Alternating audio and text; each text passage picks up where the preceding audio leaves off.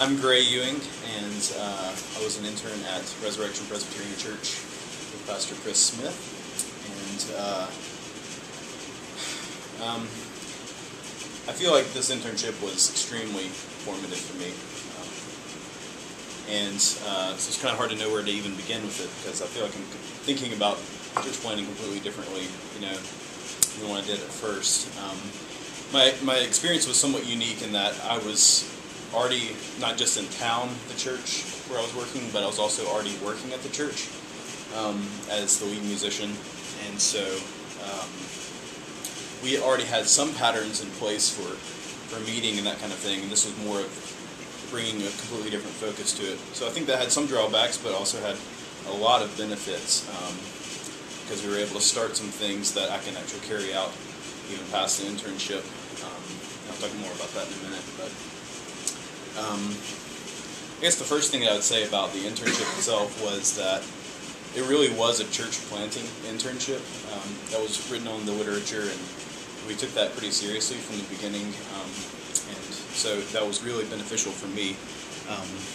It was easy to do somewhat because we were still in church planting mode.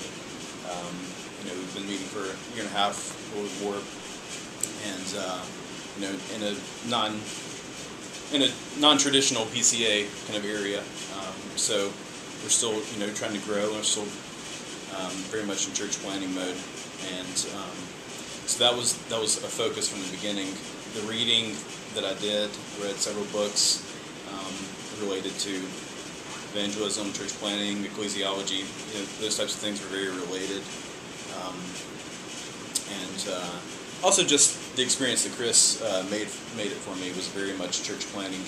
He guarded against my time, against doing random things all the time and busy work, and really made sure that what I was doing was really going to be beneficial for me. My experience with church planning. So really there was four focuses to my internship. The first one was the starting of a midweek service. We didn't have very regular small groups kind of just yet. And as kind of a summer break from Sunday school, we started a midweek service. And what that meant for me was I was doing the music for it, which I was already doing music for the regular Sunday service, but got to do some more music for that. Mostly it was administrative for me, though. Like I was planning things, I was setting up for it, a lot of administrative tasks, a lot of Chris and I working together to make sure that the service went well. And it wasn't a full-blown experience by any stretch of imagination, but I think that it was in some ways kind of like handing me a service in a way, kind of like I was starting a service for a new church. And Chris did a lot of the teaching, I did some of the teaching, but it was administratively kind of something that we did together, and a little bit more focused on me and what I could do. So that was the first area. We started midweek service. I thought it went well overall. We learned some things, and we changed some things next time for sure. But we did like a video series, and it was just much more relaxed than our normal. Kind of had a real relaxed feel, and met some good people from the neighborhood because of it.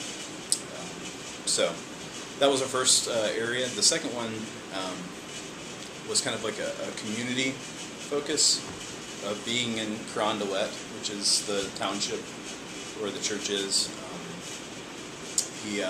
Chris gave me a book about Carondelet. I read through it. I listed out, 25 places or so that are important sites for Carondelet historically. Put them in a computer site that maps the best route to everything we drove around. Spent a couple hours driving around. Really ingraining myself as much as I could in the sites in the neighborhood. Because I don't actually live there. It's a commuter church. Not too many people live there yet. And so, and in other ways, we made it more community focused. I shadowed Chris on a meeting with a couple that are starting a beer brewing company right down the street from us, and I met a significant community figure that's developing a lot of it at an open mic night that we went to. And so we tried, whenever he was doing anything community related, Chris would let me in on it. So the community focus. Thirdly, we started planning a lecture series that we're going to kick off this fall. And so a lot of the work that's kind of what I was saying earlier about being able to plan some stuff for the future, because I'm actually staying at the church for longer. We started planning that in the summer, and we'll actually see the fruit of our labors here in a couple of months. But for me, what that meant was writing a proposal first for this lecture series as kind of a way to pitch it to the business owners where we wanted to have it. So that meant me consulting everything that Mark Ryan, pastor at Crossroads, has ever written about the lecture series he's done, and poring over stuff from Labrie and other places like that, trying to just catch that sense of both communicating that this will be distinctly Christian and its in its outlook, but communicating grace and communicating openness, but not too far in openness. Just learning how language works. So I wrote the first draft of that. It took me a long time, even though it wasn't that long. And it was an excellent exercise in communication. And then Chris and I went over it over another series of like 5 meetings, getting it just right so that we could pitch it to these business owners who were statedly, put in the new atheist movement.